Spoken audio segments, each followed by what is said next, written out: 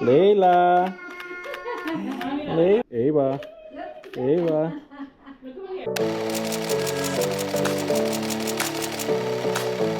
So what's up, guys? Good morning. It's kind of early. It's just turned like 6 a.m.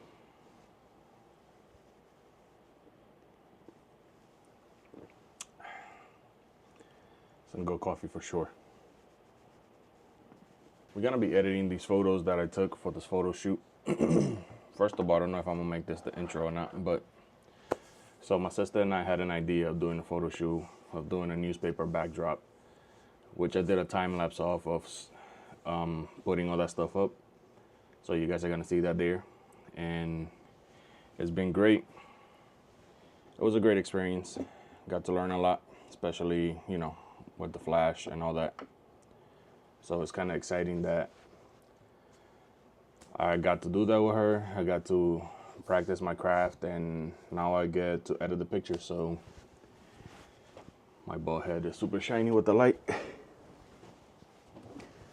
So I think what I'm gonna do now is I'm gonna screen record exactly what I'm doing when I'm editing, so you guys can see the editing being done, and then I could kind of like hear talking, say why I'm doing what I'm doing. All of this is editing to taste. I'm not a professional. I'm just, you know, trial by error. I don't have like a essay format. The way I like to do it is, obviously we always talk about, you know, photography is controlling the light. If you have your light somewhat being the same all the time, I do is I edit one photo, and then I copy a preset for it, and then I keep importing it to the other photo. So like that, then I just have to do minor tweaks depending on the angle that I was in, or since I'm still learning to use the flash, you know, like the firing speed, sometimes the camera fires quicker than the flash does. So I'm still learning to adjust all of that. And there were some photos that you're gonna see that are like a lot darker than what the camera looks like. So what I did is I did my wife, I did my daughter, I did my sister, my goddaughter / niece, and my mom with the kids. And yeah, the photos came out amazing. I took over 1,000 pictures, because taking pictures with kids is extremely hard, by the way. They always like moving, they start getting fussy, and all that. So it's super, super hard. The framing on some of them is not gonna be the greatest, so I'm gonna try to do my best either to zoom it in so I could cut out a lot of the background, or I need to try to learn how to figure out how to Photoshop and try to copy the same, like the newspapers and stuff, to make it more. Or I could just copy a corner of the newspaper and just add it, but I'll do my best to edit it. My sister took some of our pictures, and I'm pretty freaking tall, so some of it, I just got to kind of cut out the background. I'm already looking at some here. I haven't started screen recording yet, but I'll start editing some of hers and some of ours, because Valentine's Day is already, what, today is the 10th, it's 4 days away. So I want to have this video out for Valentine's and all these photos. So let me just go up here. Boom. So we're screen recording now. Let's go to Lightroom. By the way, I take all these pictures in RAW. I could tell you, find my favorites. So I could tell you, I'm gonna start with some of the ones that I don't have to like Photoshop some. I edited one of hers already, so if I go here, because I finally figured out how to sync the camera to the iPad without having to be connected to it. So that was cool. So as you guys can see, I already like started editing one photo, and that was the before. This is the after. So what I'm gonna do here is just copy settings, masking. I didn't really have to remove everything. And then now I'm gonna go back, go to device. I'm already on the favorites.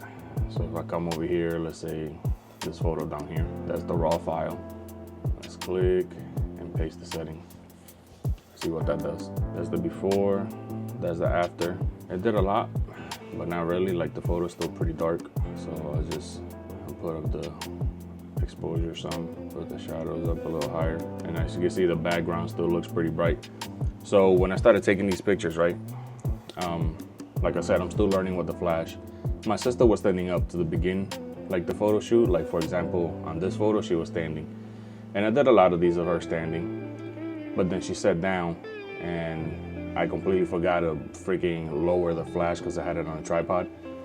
So with that being said, like that's why the photo kind of, you see how dark it looks, and then like the background up here looks kind of a little more lit up than she does. Is this because that was the case? Now if we go to like this photo, you see like the light is more like towards the middle and not towards the background. So that's what I'm talking about, you know, it's trial and error, learning, but we can fix this a little bit with, go here. These are other things too that I learned when you selecting like a mask, I guess that's what it is, or what is this called? Let's click on it. Yeah, when you're doing a mask, you see how around my sister, you can see like part of the red is removed, like you see I can remove it, right? So that's because that was the other photo. So you just come and delete that, and now you can see how the background is just selected. So I come here, click on it, and subtract. I just take the brush and like in front of them and in front of the baby, you can kind of see like her fingers a little bit.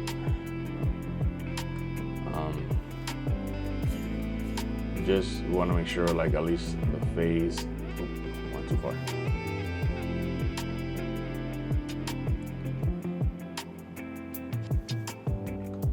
You know, it's like a good blend. You just don't want to make a spot like darker than the other, like super bad. So let's remove this. I could bring the whites down some more, and then makes it more tame. You see that? Put the exposure back, just the hair. Let's see what happens when I put this back. I like that better. So I put the whites back, just brought down the exposure like 2 stops. What do you guys think? Let me look at her settings. What did that select? Was that a balloon? So I'm gonna come here, click on this, mask, brush. I'm gonna deselect anything that is just not them. So I don't wanna be adding too much, because if I wanna make the balloons pop, there's a way to do that. Okay, so boom, I took that off. Now, sometimes I'll be bringing this back down to 0, just to try and see, but I don't know if it happens to anybody who does photography, but you ever stare at a picture so much that you feel like the picture looks blurry after a while? Like, because you don't blink. I love the dehazing because it kind of brings your skin tones back. And while I'm doing all of this, I have the baby monitor because she's asleep. Alex is asleep, so I'll probably have to stop here in a minute when she wakes up. She normally wakes up. She's been sleeping pretty good all night, but sometimes she wakes up around this time to drink some milk. But yeah, I feel like that looks pretty good. Go back over here, colors. Brought this down some. I'm just gonna see the difference now. That's from how dark it was. And this. My rule of thumb is I'd rather the picture be underexposed versus like super exposed, because then, I mean, you could bring up the shadows, you could give it some more exposure to make it lighter and stuff. But if you have the stuff super blown out, it's kind of hard to bring it back. It's very difficult, but you know, you could kind of save the image some. I don't know, what do you guys think?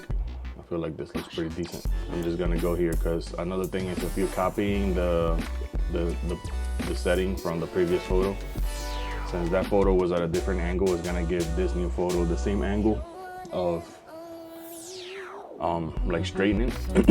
So always make sure that you come back and you straighten it back out even when you move it. So that's before, after. So now that I adjusted some of the settings on this one, you just go copy the masking, come over here.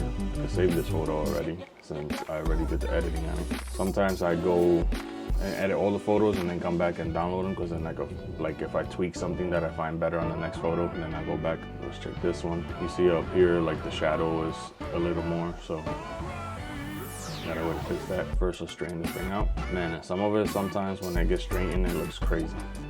Like it will like zoom in on the picture so much. The radius line. So the lower, like you see, has the 3 lines, and this little line over here is like telling you that it's gonna be coming in from like the top left, going into the subject. So the darker it is, obviously the stronger the effect is gonna be. So I kind of just want a little bit, so you can make this as long as you fade it in as possible.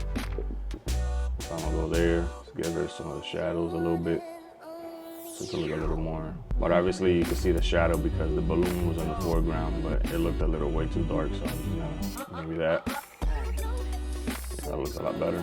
Again, these are little, you guys see, like over here, she wasn't fully selected from the previous. It's just the little things that you gotta go back and kind of look out for. So what's cool is like the dehaze and the contrast kind of work in a similar way. So if you don't want to add too much contrast on it, it's got a dehaze. And then a good rule of thumb is kind of, for me, what I do is I go back to the raw file and see kind of like what her skin tone is and like what her hair looks like, to make sure that I didn't blow it out and make her too yellow, you know what I mean? What do you guys think of that? That looks pretty good, huh? I like that. And again, I'm not a professional. I do this, well, kind of a professional, but not really. Like when I think of a professional of photography, I feel like somebody that went to school for it, and I just been self-taught. Yeah, I picked my friends' brains and stuff when it came to buy gear, but ever since then, I just been like learning by trial and error. Go ahead and knock these out and edit them. So these are all the settings that you guys didn't see. Sometimes, like when I'm starting a photo from fresh, like I go make sure the optics are, enable lens correction, remove the CA. I forgot what that stands for, but the detail, I do some kind of noise reduction. Sometimes if you have too much noise in the picture, it will actually make the picture really blurry, like the subject. So you got to be careful with that one. The noise reduction for the color also does the same thing. And that's just because of the lighting, I guess. So, and I know this video is kind of long because I just saw that I was recording for like 18 minutes. But yeah, that's the gist of it. I'm gonna make this a time lapse now and then just continue editing.